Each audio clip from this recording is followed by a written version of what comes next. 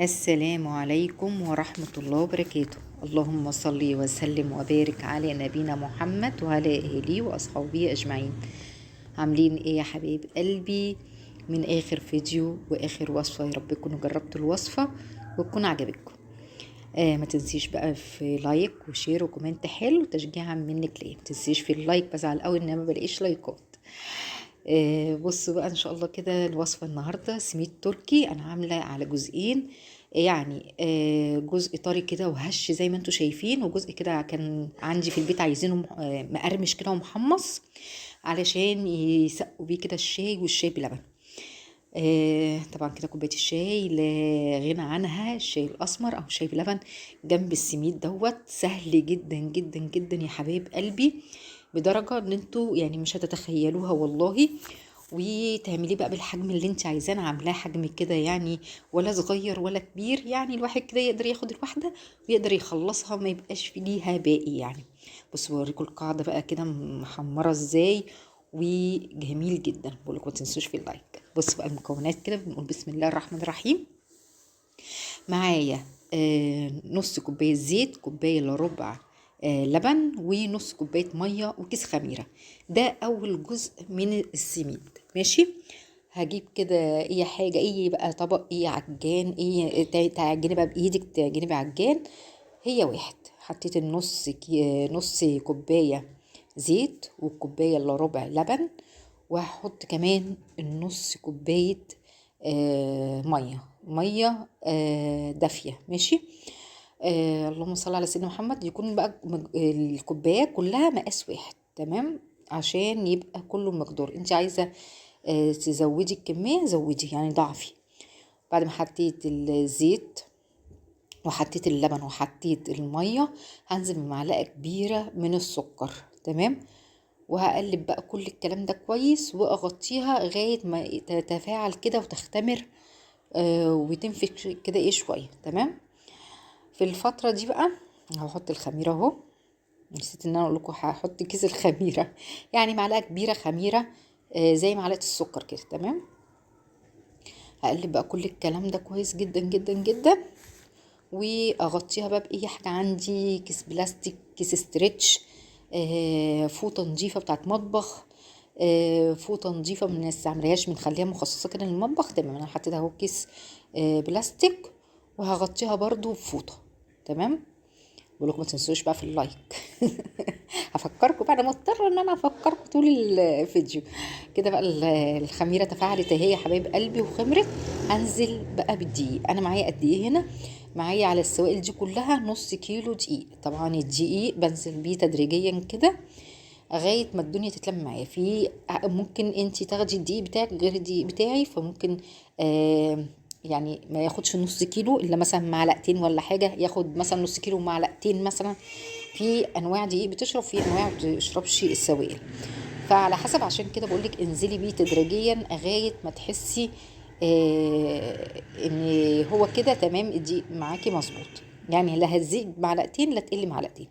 هقعد بقى اعجن فيها، اعجن اعجن اعجن اعجن فيها بقى يا حبايب قلبي لغايه ما تبقى معايا بصوا طريه وفتحت كده وبقت لونها فتح عن الاول، وملمسها كده ناعم وحلو. هحط بقى معلقه كبيره كده من الزيت واسيبها تخمر يا حبايب قلبي. هي دي مكوناتها بس. تخيلوا بقى الجمال والحلاوه دي. مكوناتها بسيطه جدا جدا جدا وفي كل بيت. انت بقى عايزه مثلا تعملي بدل ما نص كيلو دقيق عايزه تعملي كيلو دقيق، هتضاعفي الكميه، هتضاعفي كميه السوائل. بقول لكم برضو لايك. طيب هنغطس بقى السميد بتاعنا في ايه؟ عسل اسمر. يعني لو هتحطي مثلا نص كوبايه عسل اسمر هتحطي نص كوبايه ميه، هتحطي ربع كوبايه عسل اسمر هتحطي ربع كوبايه ميه. يعني العسل والميه مقدارهم واحد زي بعض، متساويين، تمام يا حبيب قلبي. وعندي طبعا هنا سمسم، ما بجيبهوش سمسم متحمص، بجيبه سمسم فاتح عشان طبعا لما يخش ويقعد طبعا شويه في الفرن هيتحمص ويبقى حلو بدل ما يتحرق. هنا خلاص العجينه بتاعتي خمرت وبقت بسم الله ما شاء الله زي ما انتم شايفين كده. اديت لها بوكس معتبر كده وطلعت منها كل الهواء، وابتدي ان انا اقسم العجينة بتاعتي الحجم اللي انا عايزاه، الحجم السميد اللي انا عايزاه. ماشي. ممكن الوصفة دي كمان تعملي بيها، اللهم صل على سيدنا محمد، يعني تعملي منها برضو اللي هي القراص اللي هي ام سكر وقرفة وبسمسم، برضو تبقى حلوة برضو وتبقى هشة وجميلة. بصوا بقى، بقطع بقى على حسب الحجم اللي انا قلت لكم اهو. ومحضره طبعا السمسم ومحضره العسل بالميه. بس هي دي الوصفة جميلة جدا جدا جدا جدا. بس بقى في تكات كده هنعملها واحنا بنفرد العجينة، هتخلي العجينة معاكي ان شاء الله حلوة وجميلة. خلاص بقى، بسم الله ما شاء الله، مش عارفة عملت لي كام واحدة الصراحة، 1 2 3 4 5 6، ممكن عملت لي 7 8 وحدات. تمام. انت عايزة تكبري العجينة وتبقى مثلا مقاس اكبر، تمام.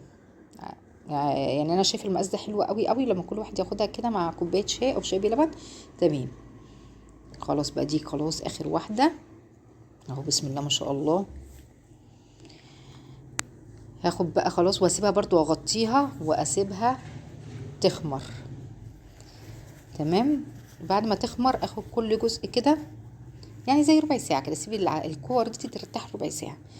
بعد ما تخمر امسكها وافردها بالطريقه دي من بره لجوه، من جوه قصدي، معلش اسفه، من جوه لبره، من جوه لبره، من جوه لبره. ولما تفرد كده رفيعه عشان هي بتخمر تاني فهتنفش. تمام. وتروحي عاملاه دايره كده، ومقفله الاطراف مع بعض كويس، وتحطيها بقى في الخليط اللي احنا عملناه، العسل بالميه. وبعد كده بننزل في السمسم. طب بصوا، في بقى حاجه هنا، في ناس بتنزل من ناحيه واحده بس سمسم، وفي ناس بتنزل من ناحيتين سمسم. انا عملتها من ناحيتين سمسم، وعملت برضو آه زيها من ناحية واحدة بس، يعني اغطس من ناحية واحدة في العسل. تمام. يعني من جميع الاتجاهات، من فوق ومن تحت، ومن جهة واحدة بس بحط فيها سمسم. اهو بوريك واحدة تانية بس، وانا اكمل كده ايه مع نفسي اهو، من جوه لبره، من جوه لبره، بحس بخلي كده يعني ايه السمك كله واحد، واضم كده. وهنا ممكن تعمليها كده زي ما انت تعمليها كده، يعني بايدك كده من فوق، وممكن تعمليها على الترابيزه اسهل لك. وبعملها بقفلها برضو اهو، بقفل الاطراف كويس عشان ما تفتحش معايا. وبرضو بغطس في العسل وفي السمسم، العسل بالميه. طب هعيد بقى واكرر كده مع نفسي في فرد والتغطيس وكده. بقول لكم انا خلصت هنا كده الكميه. ادي اول صينيه، بسم الله ما شاء الله، هنا كده 6. وهعمل في صينية تانية برضو حوالي 6 تانيين. بصوا اهي 5. وعملت واحدة كده ايه زي كعكة مدورة مقفولة، يعني مش مفتوحة كده في النص. خلاص بسيبها تخمر تاني زي نص ساعة، واكون مشغلة الفرن على درجة 180 في الرف الاوسط. وادخل السميد بتاعي، واول ما ياخد لون كده اشقر من تحت واشقر من فوق، طلعيه. لو انت عايزه طري، يعني لو عايزاه ناشف شويه سوي عليه، زودي عليه يعني السوا، خليه شويه. وبقيت اول ما بيطلع بغطيه بفوطه علشان البخار يطري لي السميد بتاعه يبقى حلو. يا رب الوصفه تكون عجبتكم، وما تنسوش في لايك. وطبعا كوبايه الشاي ال50 دي كوفي ميكس بقى، دلعي نفسك، شاي بلبن. يا رب تعجبك. مع السلامه.